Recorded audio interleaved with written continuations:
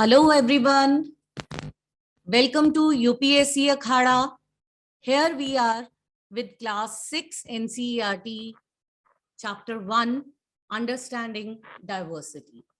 Now starting with chapter 1 of class 6 NCERT, what we will be reading in this chapter is about diversity. Now what does diversity mean?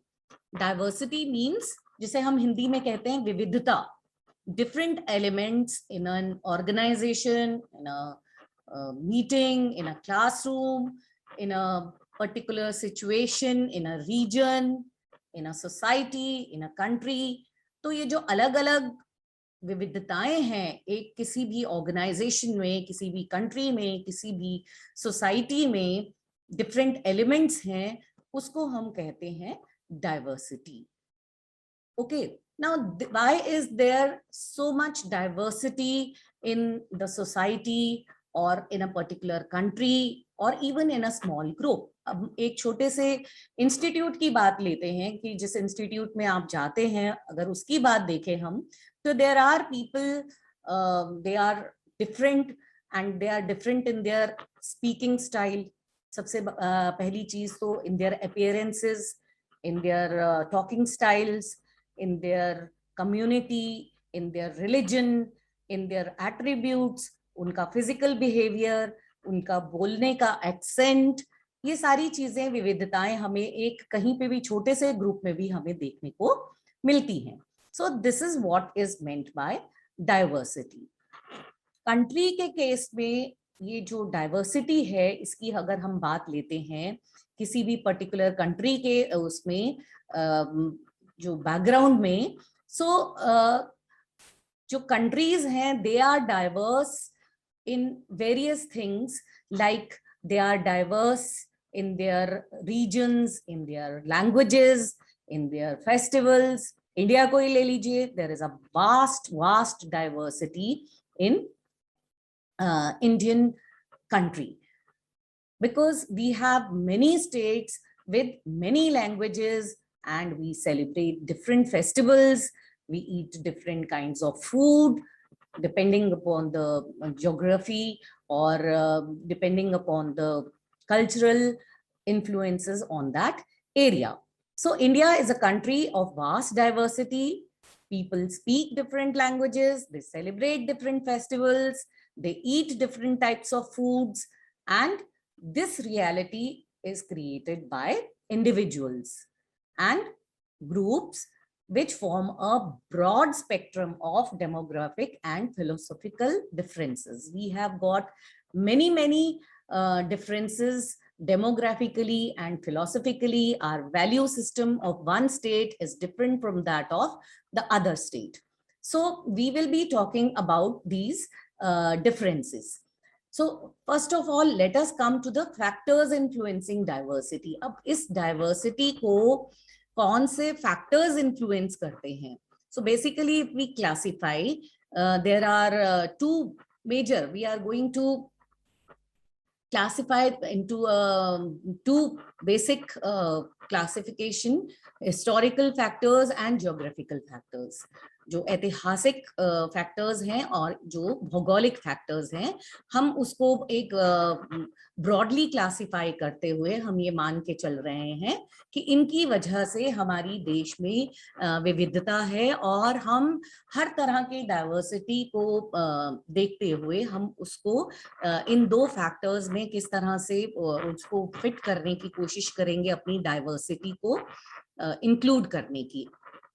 So let us talk about differences और inequality की बात हम करते हैं. Before we come to the historical and cultural things, पहले हम differences की बात करते हैं कि differences जो हमने अभी कहा diversity में कि differences होते हैं, region to region there are differences, languages में difference है, then socio-cultural factors में difference है, then there is socio-economic status also which is different. So let us talk about these differences and inequality. सबसे पहले चलते हैं हम डिफरेंसेस में and we will start with a story. तो there was a boy named Sameer who used to go cycling every day. Now we will call him Sameer 1. Sameer 1, I'll tell you why Sameer 1, because while he used to go for cycling, he used to meet another boy who used to run after his cycle and he used to sell newspaper. और उसकी cycle के पीछे ये जो दूसरा लड़का था वो भागा करता था एंड उसका भी नाम समीर था, इसलिए हम उसको, पहले वाले को हम समीर 1 कह रहे हैं और दूसरे वाले को समीर 2 कह रहे हैं, जो न्यूज़पेपर लेके उसकी साइकिल के पीछे भागा करता था. अब जो समीर 1 था, he asked for a newspaper in Hindi.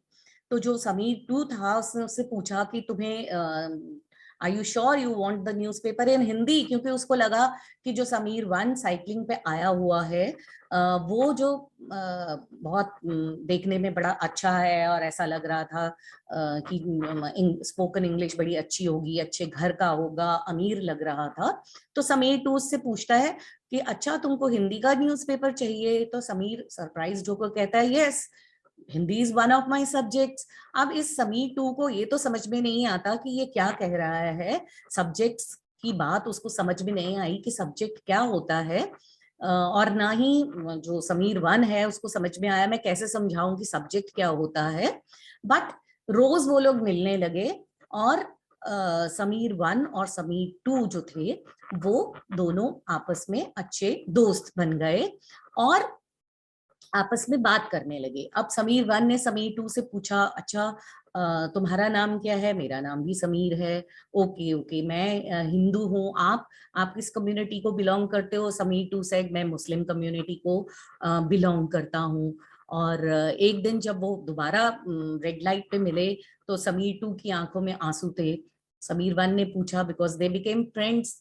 छोटे जब हम होते हैं तो बड़े होके ये चीजें आ जाती हैं हमें कि ये मेरे लेवल का नहीं है, मेरे सोशियो इकोनॉमिक ग्रुप को बिलोंग नहीं करता, तो इसको अपना दोस्त नहीं बनाना. तो बच्चे तो बहुत जल्दी दोस्त बन जाते हैं. तो समीर ने उससे पूछा कि तुम आज बहुत उदास लग रहे हो, क्या बात है, आज तुम्हारी न्यूज़पेपर की बिक्री नहीं हुई? तो समीर 2 ने कहा, नहीं मुझे बहुत ज्यादा टेंशन हो रही है, स्ट्रेस हो रहा है, क्योंकि मेरे मम्मी पापा जो हैं वो गांव में रहते हैं और वहां पे हिंदू मुसलमान दंगे हो रहे हैं और ऐसा मैं सुन रहा हूँ कि इस तरह से वहाँ मुस्लिम्स जो हैं उनको वायलेंस हो रहा है और उनको मारा जा रहा है, तो मुझे बहुत टेंशन हो रही है. तो इस तरह की बातें दोनों में होती थी. नाउ हियर व्हाट वी सी, यहाँ के अगर डिफरेंसेस की बात में हम अगर कहते हैं तो what differences do we see between them, इन दोनों में हम क्या डिफरेंसेस देख रहे हैं? हम ये देख रहे हैं, पहला डिफरेंस जो बिल्कुल बेसिक डिफरेंस हम देख रहे हैं जो दोनों में है वो ये है कि एक स्कूल जाता है और दूसरा स्कूल नहीं जाता. One used to go to school and other sold newspapers because he did not have enough money. तो ये एक डिफरेंस हमने देखा.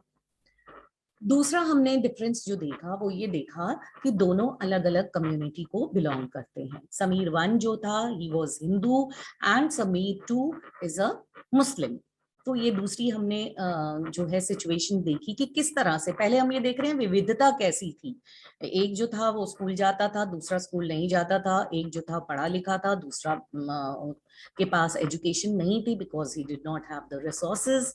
और तीसरी चीज जो हमने देखी वो ये थी कि जो रिलीजन का डिफरेंस था. तो यहाँ डाइवर्सिटी हमने 3 चीजों में देख ली. अब तीसरी चीज जो थी वो थी inequality. One was rich, the other one was poor. Now what is this inequality? जो असमानता है वो क्या है? तो जब लोगों को सेम काइंड ऑफ अपॉर्चुनिटीज जो हैं वो नहीं मिलती हैं, when people do not get the same kind of opportunities, we say that the other person is not so advantaged and we term it as inequality.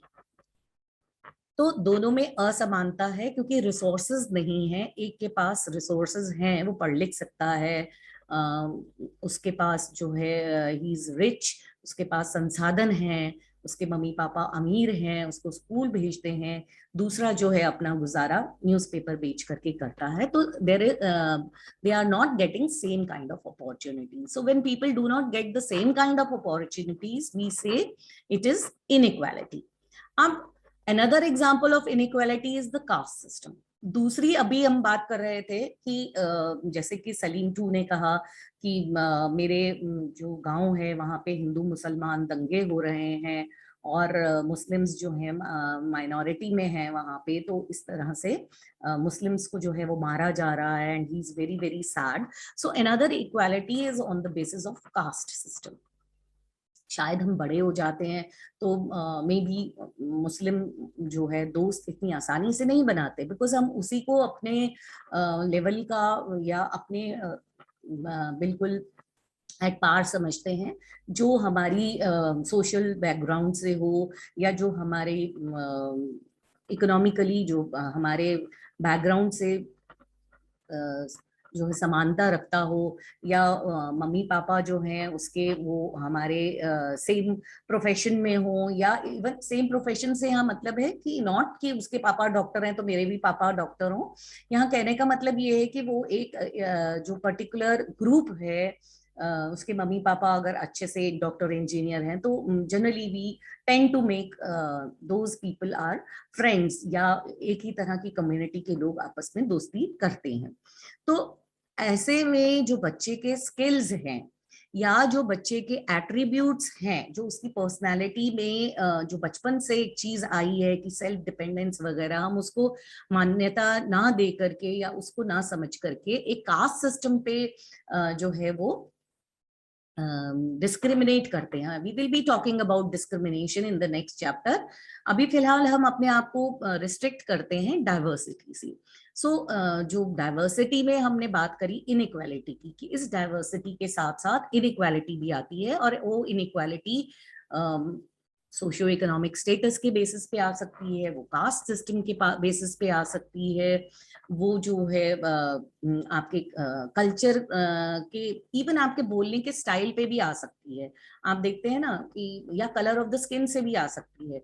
तो चाहे मजाक में ही आप वो करें, लेकिन किसी को कालिया कहकर बुलाना, and somebody is from the बनिया community, तो हम कहते हैं तू चिंदी है भाई, काइंड ऑफ जो हमारी एक धारणा बन जाती है. तो उसके बेसिस पे नहीं नहीं इसको साथ नहीं ले जाना है, बनिया वहां पे जो है ये अपनी चिंदीगिरी करेगा. तो ये जो एक डिस्क्रिमिनेशन या डिफरेंस जो है वो हमारा एक प्री कंसीव्ड जो नोशन है उसको दर्शाता है. तो ये हमने बात करी इनइक्वालिटी की, इस तरह से जो इनइक्वालिटी है वो भी एक डाइवर्सिटी का कारण बन जाती है. Now coming next to is how do we explain this diversity. अब हम इस diversity जो है इसको explain करते हैं कि ये जो diversity है ये आई कहाँ से. Now if we talk about the diversity, we will see that पहले क्या होता था कि पहले ट्रेन्स होती नहीं थी, एरोप्लेन्स जो थे नहीं थे, जो भी मॉडर्न हमारे मीन्स ऑफ ट्रांसपोर्ट हैं वो सब नहीं होते थे, and people used to travel by ships, on horses या कैमल पे, या पैदल चलते थे. और एक जना नोमैडिक लाइफ हुआ करती थी in search of food and water and place to settle, या फिर ट्रेडिंग के लिए हम एक जगह से दूसरी जगह जो है वो जाते थे. तो कभी कभी क्या होता था, हम अपने घरों को छोड़ करके, कारण कुछ भी हो सकता है, स्कैर्सिटी ऑफ फूड, या वहां पे अगर सूखा पड़ गया है या फैमिन आ गया है, तो हम दूसरी जगह पे चले जाते थे. वहां क्या होता था, वहां एक नया कल्चर होता था दूसरी जगह में, वहां की भाषा अलग होती थी, वहां की फूड अलग होता था, वहां का म्यूजिक, वहां का रिलीजन और वहां का वैल्यू सिस्टम अलग होता था. तो वहां हम जाकर के बस गए और वहां हमने आकर के हिंदी भाषा सीख ली, या जो उनकी पर्टिकुलर लैंग्वेज थी वो सीख लिया. उनकी जो बॉम्बे में जो लोग जाते हैं जो जॉब करने के लिए भी आप देखते हैं जो लोग जाते हैं, तो क्या होता है जॉब करने के लिए भी जाते हैं तो वो बम्बैया भाषा का एक टोन आ जाता है, और अगर कोई बिहारी अगर आया है तो वो उसका एक पर्टिकुलर टिंज आ जाता है, तो हम बोलते हैं ये बिहारी है, या कश्मीरियों का एक पर्टिकुलर बोलने का स्टाइल होता है। तो ये जब भी मान लीजिए कश्मीर में हम गए तो वो एक पर्टिकुलर उनका जो एक्सेंट होता है, बोलने का एक पर्टिकुलर स्टाइल होता है, वो हम में आ जाता है। तो इस तरह से ये डाइवर्सिटी जो है ये बनती चली गई। हम जो है अलग तरह से बोलने लगे, अलग तरह की चीजें सीखने लगे, या कोई गांव का है तो शहर में आके उसने शहर की भाषा, शहर का कल्चर, शहर का फूड, गांव में जो है वो अलग तरह का फूड लेता था, शहर में आके और पिज्जा बर्गर और मोमोज ये सारी चीजें उसने, इन चीजों को कहते हैं एनकल्चरेशन, मतलब दो कल्चर मिक्स हो गए। तो इस तरह से डाइवर्सिटी बढ़ती चली गई, एक जगह से दूसरी जगह हम अपनी आदतें लेके गए, अपने बैकग्राउंड लेके गए, अपने रीजन के वैल्यू सिस्टम ले गए, कुछ हमने अपने वैल्यू सिस्टम का वहां दिया उस प्रदेश में और कुछ उनसे लिया। तो इस तरह से एक अलग अलग तरह की संस्कृति जो है और अलग अलग तरह की जो फिलॉसफी है, जो वैल्यू सिस्टम है, वो बनता चला गया। So this is how we explain the diversity. Now coming next is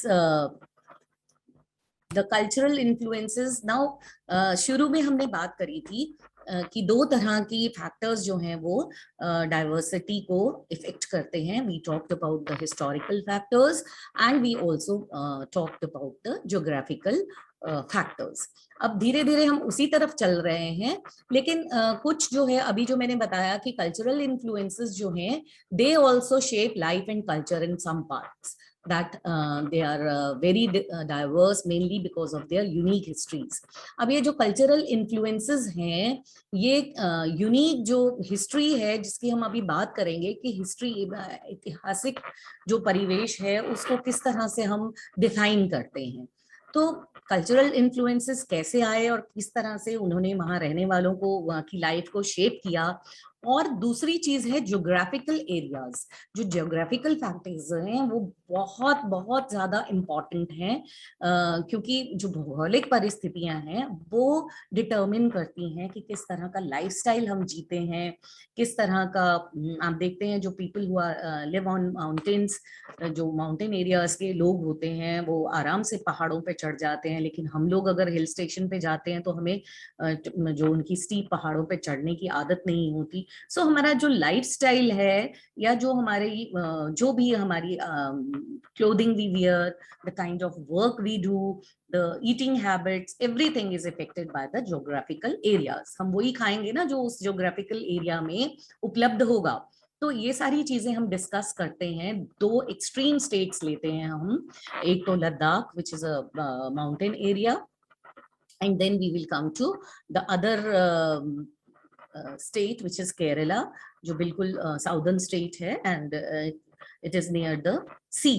तो बिल्कुल विपरीत, जो बिल्कुल एक अगर हम नॉर्थ में ले रहे हैं तो एक्सट्रीम साउथ में स्टेट लेकर के डिस्कस करेंगे उनका ज्योग्राफिकल एरिया, और उसी के चलते हुए कि वहां पे जो हिस्टोरिकल इन्फ्लुएंसेस क्या थे.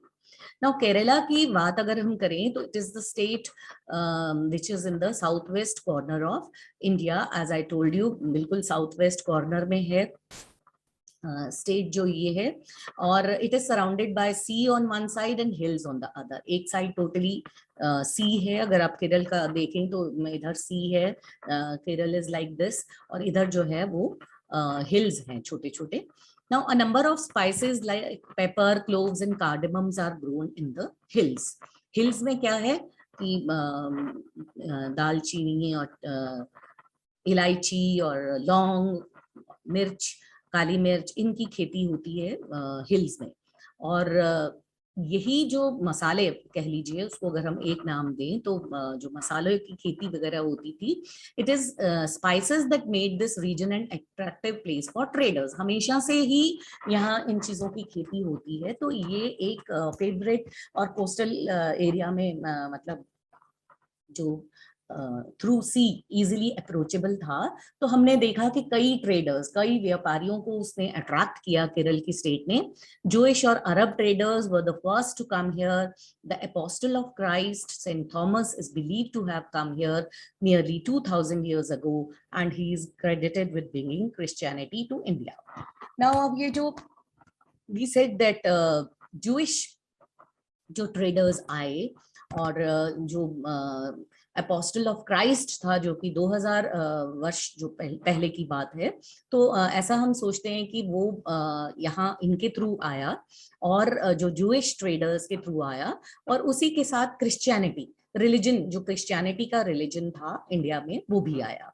नाउ जो केरल में अपनी Hindu population was there, Christianity के थ्रू जो जूइश ट्रेडर्स के थ्रू जो है क्रिश्चियनिटी वहां पे आई. उसके बाद जो है अरब ट्रेडर्स जो आए, तो उसके साथ ही इस्लाम, जो मुस्लिम्स थे वो यहाँ पे आए, और मुस्लिम्स का जो धर्म था वो यहाँ पे आया. जो इब्न बतूता था, who traveled here a little less than 700 years ago, wrote a travelogue in which he describes the lives of Muslims. ये जो ट्रैवलर इब्न बतूता जो केरल में आया, तो इसने अपने जो ट्रैवलॉग था उसमें लाइव्स ऑफ मुस्लिम्स वहां डिस्कस किया. इसका मतलब और उसको बड़ा एक हाईली रिस्पेक्टेड कम्युनिटी बताया. इसका मतलब Muslims were also living there. So Muslim, Islam, Christianity, all these religions came through these traders. तो अब आप देख रहे हैं तो हिस्टोरिकल इन्फ्लुएंसेस किस तरह से हैं हर स्टेट के. डाइवर्सिटी क्यों है वहां पे, मुस्लिम्स क्यों हैं वहां पे, क्रिश्चियंस क्यों हैं केरल में, other than there native citizens, जो वहाँ के रहने वालों के अलावा ये सब लोग क्यों हैं वहाँ पे. बिकॉज यहाँ पे बहुत सारे ट्रेडर्स आए और उन्होंने अपना कल्चर, अपना धर्म, अपना जो है उनमें से कुछ यहाँ सेटल हो गए. तो ये उसके साथ साथ ये रिलीजन्स भी आए, और hence the diversity in Kerala. Now the Portuguese discovered the sea route to India from Europe when Vasco da Gama landed with his ship here. जब वास्को डी गामा अपनी शिप के साथ यहाँ पे आया, तो उसके साथ ही जो पुर्तगीज ने जो रूट यूरोप से लेके इंडिया तक का जो डेवलप किया, that was there. Now coming to historical influences, ये सारे हिस्टोरिकल इन्फ्लुएंसेस जो मैंने आपको बताए, इनकी वजह से यहाँ पे डिफरेंट रिलीजन है. जुडाइज्म है, इस्लाम है, क्रिश्चियनिटी है, हिंदुइज्म तो पहले से ही था, और बुद्धिज्म है. और दूसरी चीजें क्या है कि जो आज भी जो केरल की जो फिशिंग नेट्स हैं, they use to look like exactly जो चाइनीज फिशिंग नेट्स है, जिससे चाइनीज फिशिंग, बिकॉज समुद्र के पास है तो fishing is a very popular occupation in Kerala. तो उसको, उन नेट्स को चीना वाला कहते हैं. और जो उनके यूटेंसिल्स जो फ्राई करने के लिए यूज होते हैं, उसको चीना चट्टी कहते हैं. तो ये ऐसा माना जाता है, it is believed that the word Cheen could have come from China. जरूर चाइना का जो ट्रेवलर्स आए होंगे, तो उनसे ये सारी चीजें जो हैं, ये टर्म्स जो हैं कॉइन हुई, चीना वाला जो नेट्स हैं, और मिलती भी हैं चीन से, और चीना चट्टी, तो ये चाइना से आई होंगी. ऑल्सो अगर ज्योग्राफी की बात करें तो खान पान में विविधता, जो फिश, राइस और ये जो कोकोनट वहाँ पे प्रचलित है ज्यादा, दैट इज बिकॉज वहाँ की क्लाइमेट जो है, it is suitable to growing rice, coconut and other vegetables, the bananas. So banana chips का वहाँ पे बहुत बड़ा उद्योग है. या फिर फिशिंग, जो कि क्योंकि कोस्टल एरिया है, तो fishing is a very important occupation. और ये कह लीजिए वहाँ के जो फिश खाने की प्रवृत्ति है, वो उसमें ज्योग्राफिकल फीचर्स का इन्फ्लुएंस है. तो हमने देखा कि किस तरह से हिस्टोरिकल डाइवर्सिटी है और किस तरह से ज्योग्राफिकल डाइवर्सिटी है, जो कि किसी भी राज्य की डाइवर्सिटी को डिफाइन करती है. Now coming to the extreme Ladakh in the north, towards the north of our country, ये जो है, it is a desert in the mountains in the eastern part of Jammu और कश्मीर के ईस्ट में, ईस्टर्न पार्ट में somewhere here एक desert है in the mountains. और यहाँ पे क्या है, basically people keep sheep, and sheep in this region is special because they produce pashmina wool. Because sheep जो है special quality की यहाँ है, because ऊंचाई जो है इसका altitude बहुत ज़्यादा है लद्दाख का from the sea level. So because of, and pashmina wool we know is very very costly, बहुत ज़्यादा costly होती है.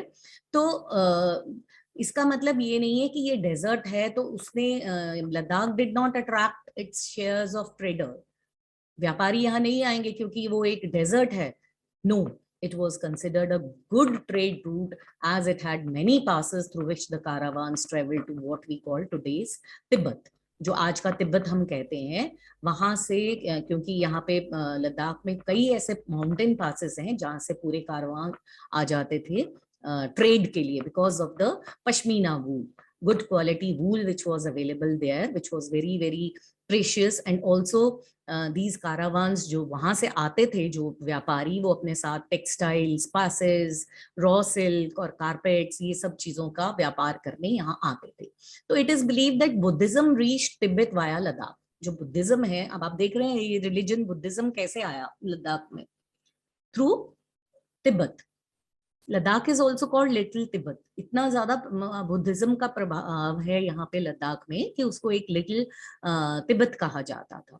Now Islam was introduced in this region more than 400 years ago. अब बुद्धिज्म के साथ क्या आया, यहाँ पे इस्लाम भी आया. बिकॉज एज ट्रेडर्स जो अरब ट्रेडर्स भी आए यहाँ पे, और उसके साथ ही यहाँ आया Islam. And therefore there is a significant Muslim population here. So we see how a particular state's historical factors, its cultural factors, its geographical factors affect or make the diversity in that particular state. तो ये हमने बात करी कि किस तरह से विविधता जो है वो बाकी चीजों से इन्फ्लुएंस होती है. Now अब अगर हम देखें तो Kerala and Ladakh, they are quite different in terms of geographical features. जो जोग्राफिकल फीचर्स हैं दोनों के बिल्कुल विपरीत हैं. वो लद्दाख जो है एक डेजर्ट है और हाई माउंटेन्स में है. केरला जो है it is at the coastal area near the sea. और उसके बावजूद हम देख रहे हैं the history of both regions have been, they have seen the similar cultural differences. Both regions were influenced by Chinese and Arab traders. दोनों के में जो हैं अरब ट्रेडर्स और चाइनीज ट्रेडर्स जो हैं वो आए. Now it was the geography of Kerala which allowed for the cultivation of spices. अब स्पाइसेस जो है वो केरल की जोग्राफिकल स्थिति ऐसी थी कि जो वहाँ हिल्स थे, वहाँ पे मसालों की खेती होती थी. और it was the special geographical location of Ladakh and its wool that drew traders to these regions, जिन्होंने ट्रेडर्स को इस रीजन में अट्रैक्ट किया. सो history and geography are often tied in the cultural life of a region. जो history and geography है वो लोगों की cultural life में दिखती है. And the influence of diverse cultures is not merely a thing of the past. Our present lives are all about moving from one place to another to work, and with each move our cultural traditions and the way of life slowly become part of the new place we are in. अब इसका मतलब ये है कि हमारी जो life है, ऐसा नहीं है कि ये पहले इतने साल पहले हुआ और ये हिस्ट्री की बात हो गई है. आज भी हम जिस शहर में जाते हैं हम वहाँ का कल्चर सीख लेते हैं, हम वहाँ की जो फूड हैबिट्स हैं वो सीख लेते हैं, हम उनका बोलने का तरीका सीख लेते हैं. हम साउथ में जाते हैं तो हमारा जो रुझान है, फूड टेस्ट हमारे बदल जाते हैं.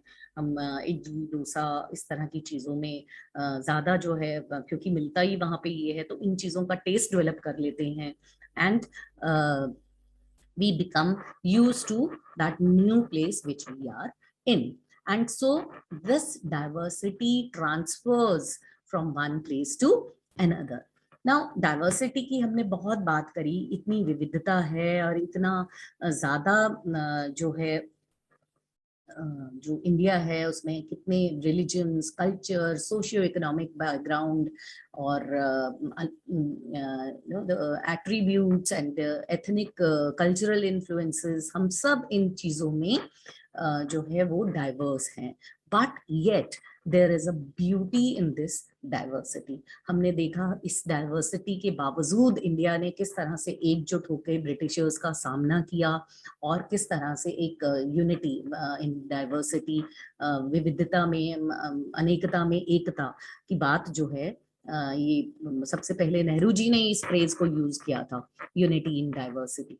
तो किस तरह से हमारी जो जो देश है इतनी विविधता के बाद जो हमारी यूनिटी इन डाइवर्सिटी है, that is the beauty of our nation. Now, in his book, The Discovery of India, Jawaharlal Nehru says that Indian unity is not something imposed from the outside, but rather it was something deeper, and within its fold, the widest tolerance of belief and customs was practiced, and every variety acknowledged and even encouraged.